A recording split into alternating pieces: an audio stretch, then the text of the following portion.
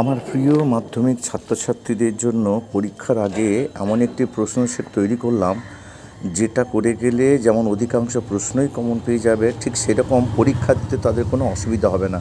কারণ এইরকম ঠিক সেটেই তাদের পরীক্ষা হবে। দেখো তোমরা একটু প্রশ্ন সেট। বিভাগ ক, প্রথমে থাকে 14 নম্বরের, 14টা অবজেক্টে থাকে 1x14 = 14। 1 নাম্বার আছে বহির্জাত প্রক্রিয়াগুলোর মধ্যে সবচেয়ে বেশি প্রভাব ফেলে। ক নদী, খ বায়ু, গ হিমবাহ, ঘ সমুদ্র তরঙ্গ। 1.2 ওজোন গ্রহ সৃষ্টির জন্য দায়ী গ্যাস হলো carbon dioxide, freon, nitrogen, carbon monoxide. গাঙ্গেয় সমভূমি নবীন পলিগঠিত অঞ্চলকে বলে ভাবর, বেট, রোহি, খাদার। 4 নম্বর বৃষ্টির জল সংরক্ষণে ভারতের সর্বাধিক অগ্রগণ্য সফল রাজ্য হলো মহারাষ্ট্র, তামিলনাড়ু, পশ্চিমবঙ্গ, কেরালা। মোজাম্বিক ও মাদাগাস্কার স্রোতের মিলিত নাম ল্যাব্রাডর, আগুলহাস, পেরু, কুরোশিরোসোত। ভারতের সর্বপ্রথম কার্যকরী নদী পরিকল্পনা হলো ভাখরা, দামোদর, মহানদী, কাবেরী নদী পরিকল্পনা। সাথে কথা হচ্ছে ভারতের একমাত্র বন্দর কেন্দ্রিক লৌহ ইস্পাত শিল্পকেন্দ্র হলো ভিলাই, দুর্গাপুর, বিশাখাপত্তনম, জামশেদপুর।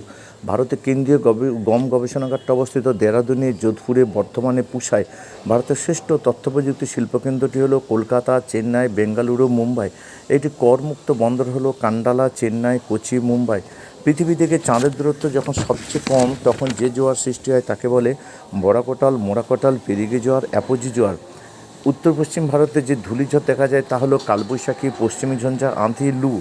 ভারতের NH-19 সড়কপথটি বিস্তৃত দিল্লি কলকাতা, দিল্লি অমৃতসর, কলকাতা মুম্বাই, মুম্বাই দিল্লি।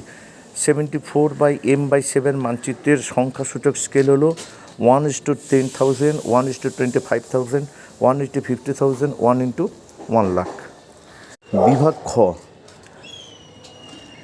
নিচের বাক্যগুলি শুদ্ধ হলে সু এবং অশুদ্ধ হলে অলেখ, যে কোনো 6টি প্রশ্নের উত্তর দাও। ঝুলন্ত উপত্যকা নদীর উচ্চগতিতে সৃষ্টি হয়। 2 সমুদ্র বায়ু, স্থলবায়ু হলো আকস্মিক বায়ুর উদাহরণ। 3 পশ্চিমা বায়ুর প্রভাবে সমুদ্র স্রোত পূর্ব থেকে পশ্চিমে প্রবাহিত হয়। 4 হচ্ছে নবীন পলিমাটিকে ভাঙার বলে। 5 ভারতের সর্বাধিক জনঘনত্বপূর্ণ রাজ্য হলো উত্তরপ্রদেশ। 6 উষ্ণস্রোত ও শিলস্রোতের মধ্যবর্তী সীমারেখাকে বলে হিমরেখা। 7 ভারতের ভূবৈচিত্র্যসূচক মানচিত্র তৈরি করে সার্ভে অফ ইন্ডিয়া। এবার শূন্যস্থান পূরণ করো। হচ্ছে 1 হিমশিলিত সৃষ্ট হ্রদকে ড্যাশ হ্রদ বলে। ড্যাশ স্রোত সমুদ্রতলের উপভাগ দিয়ে প্রবাহিত হয়। ভূতাপ শক্তি একটা ড্যাশ শক্তির উদাহরণ। ভ্যান এলেন বিকিরণ দেখা যায় বায়ুমণ্ডলের ড্যাশ স্তরে। জৈব ভঙ্গুর বর্জ্য পদার্থগুলি জীবাণু দ্বারা বিয়োজিত হিউমাসে পরিণত হওয়ার পদ্ধতিকে বলে ড্যাশ। লৌহ ইস্পাত শিল্প একটি ড্যাশ কাঁচামাল ভিত্তিক শিল্প। মেরু বরাবর পরিক্রমকারী কৃত্রিম উপগ্রহ হলো ড্যাশ। এবার একটি বা দুটি শব্দে যে কোনো 6টি প্রশ্নের উত্তর দাও। বহির্বিধৌত সমভূমির মাঝে মাঝে সৃষ্ট গর্তগুলিকে কী বলে? পশ্চিম হিমালয়ের তাল কি? প্রশান্ত মহাসাগরে একটি শীতল ও একটি উষ্ণ স্রোতের নাম লেখো। কাশ্মীর উপত্যকায় কেদারা মাটি কোন চাষের জন্য বিখ্যাত? গঙ্গার প্রান্তের একটি উপনদীর নাম লেখো। ধোঁয়াধার জলপ্রপাত কোন নদীর তীরে অবস্থিত? মহাকাশে কৃত্রিম উপগ্রহ যেখানে রাখা হয় তাকে কী বলে?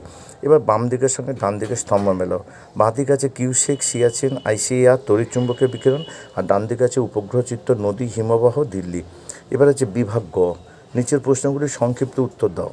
হচ্ছে হিমপ্রাচীর কাকে বলে অথবা পর্যায়নের সংজ্ঞা দাও। মহাদেশীয় হিমবাহের বৈশিষ্ট্য লেখা অথবা ইনসেল বার্জ কি? কম্পোস্টিং বলতে কি বোঝো? পরটা হচ্ছে যে বর্জ্য ব্যবস্থাপনার শিক্ষার্থীর গ্রহণীয় 2টি পদক্ষেপ। তার হচ্ছে কৃষ্ণ মৃত্তিকার 2টি বৈশিষ্ট্য লেখো অথবা বৃষ্টির জল সংরক্ষণের 2টি উদ্দেশ্য লেখো। 5 পরিবহন ও যোগাযোগ ব্যবস্থার পার্থক্য লেখো অথবা বন্দরের পশ্চাৎভূমি কাকে বলে। 6 উপগ্রহ চিত্রের 2টি গুরুত্ব লেখো অথবা FCC কি? এবার হচ্ছে যে সংক্ষিপ্ত ব্যাখ্যামূলক বিকল্প প্রশ্নগুলো লক্ষণীয়। 3x4 = 12। এক হচ্ছে ইয়ারদাং ও জিওজ্ঞানের মধ্যে পার্থক্য লেখো অথবা অনুদৈর্ঘ্য বালিয়ারি ও তির্যক বালিয়ারির মধ্যে পার্থক্য লেখো। 2 বর্জ্য ব্যবস্থাপনার 3টি পদ্ধতি বলতে কী বোঝো অথবা ওজোন স্তর বিনাশের কারণগুলি ব্যাখ্যা করো। 3 সামাজিক বনসৃজনের 3টি উদ্দেশ্য লেখো অথবা ভারতের কৃষির প্রধান বৈশিষ্ট্যগুলি লেখো। 4 জিও স্টেশনারি ও সানসিনক্রোনাস উপগ্রহের মধ্যে পার্থক্য লেখো অথবা দূর সংবেদন ব্যবস্থার গুরুত্ব আলোচনা করো।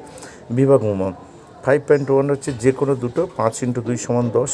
1 হিমবাহের ক্ষয়কার্যের ফলে গঠিত 3টি প্রধান ভূমিরূপের চিত্রসহ বর্ণনা করো।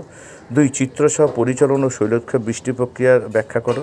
3 বায়ুমণ্ডলের উষ্ণতার তারতম্যের 3টি কারণ লেখো। 4 মানব জীবনে জোয়ার ভাটার প্রভাবগুলি আলোচনা করো। যে কোনো 2টি প্রশ্ন উত্তর দাও। 5.2 এর ভারতের পূর্ব ও পশ্চিম উপকূলের সমভূমির প্রাকৃতিক বৈশিষ্ট্যের পার্থক্য আলোচনা করো। 2 হচ্ছে ভারতের চা উৎপাদনে অনুকূল প্রাকৃতিক পরিবেশের বিবরণ দাও। 3 পূর্ব মধ্য ভারতীয় লৌহ ইস্পাত কারখানাগুলি কেন্দ্রীয় ভবনের কারণ কি? 4 ভারতের জনসংখ্যার অসম বণ্টনে 5টি কারণ আলোচনা করো। এবার হচ্ছে প্রতীক ও নামসহ চিহ্নিত করে মানচিত্রটি উত্তর প্রসঙ্গে জুড়িয়ে দাও। 1 ছোটনাগপুর মালভূমি, 2 কাবেরী নদী, 3 শিবালিক পর্বত, 4 বছরে 2বার বৃষ্টিপাতযুক্ত অঞ্চল, 5 উত্তর ভারতের একটি গম উৎপাদক অঞ্চল, 6 একটি পেট্রোরাসায়নিক শিল্পকেন্দ্র, 7 ভারতের রুট, 8 ভারতের বৃহত্তম বিমানবন্দর, 9 হচ্ছে ভারতের ম্যানচেস্টার, আর 10 হচ্ছে হায়দ্রাবাদ শহর। যদি ভিডিওটি ভালো লাগে বন্ধুদের শেয়ার করো, তাদেরও জানতে সাহায্য করবে। আর তোমরা যারা আমার চ্যানেল নতুন, অবশ্যই চ্যানেলটিকে সাবস্ক্রাইব করে পাশে থাকা বেল আইকনটিকে বাজিয়ে সকল নোটিফিকেশন অন করে রাখবে, যাতে যে কোনো ভিডিও, যে কোনো নোটস, যে কোনো সাজেশন তোমাদের কাছে প্রথম পৌঁছে যায়। আজ এই পর্যন্ত, আবার দেখা হবে পরবর্তী কোনো ভিডিওতে।